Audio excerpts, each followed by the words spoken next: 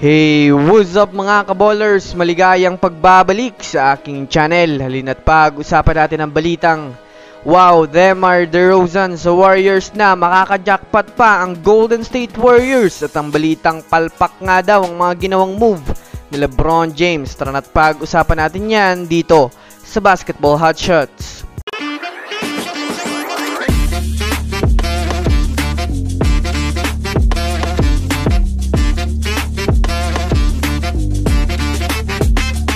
Una nga muna tayong dumako mga kaballers sa balitang mahina nga daw ang ginawang move ng Lakers ngayong free agency. Well, alam naman nga po natin mga kaballers na hindi nga po masyadong maganda ang ginawang move nila ngayong off-season. Ito ay dahil na rin naman sa puro palpak nga po ang mga player na iniimbitahan ni LeBron James na maglaro sa kanilang team. Kahit man nga po mga kaballers, nag-adjust na nga po si LeBron James na babaan ang kanyang sahod, ay wala pa ring superstar ang napunta sa kanila.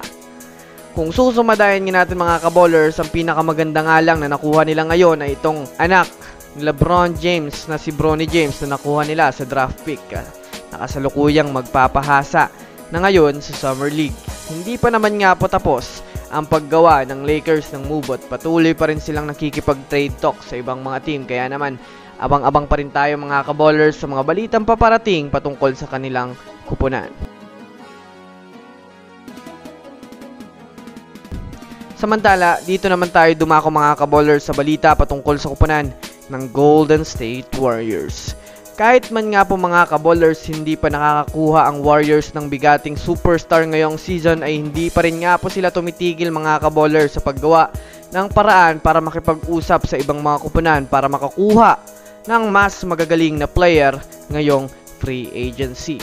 Sa kasalukuyan nga mga kaballers ay dumagdag na naman sa listahan ng Warriors ang superstar ng Chicago Bulls na si DeMar DeRozan matapos tawagan ng general manager ng Warriors na si Mike Dunleavy Jr. ang front office ng Bulls at tanungin ito mga kaballers tungkol sa availability nitong si DeMar DeRozan. Ayon sa impormasyon na inilabas ng Warriors insider na si Anthony Slater, kaya naman masasabi natin mga kaballers na may panibagong pinagpopukusan na naman itong Warriors na panibagong superstar. Masasabi nga natin mga kaballers kung sakaling makuha nila ito ay magkakaroon nga po sila mga kaballers ng panibagong scorer na makakatulong kay Stephen Curry na magbuhat ng team ng Golden State Warriors. Ano sa tingin nyo mga kaballers? I-comment nyo na yan sa ibaba. So that's it for today's video mga kaballers. Yun lang ang ating pag-uusapan sa ngayon. Pindutin na ang subscribe and hit nyo na rin ang notification bell para sa mga susunod na updates sa mundo ng basketball. Again, this is Basketball Hotshots.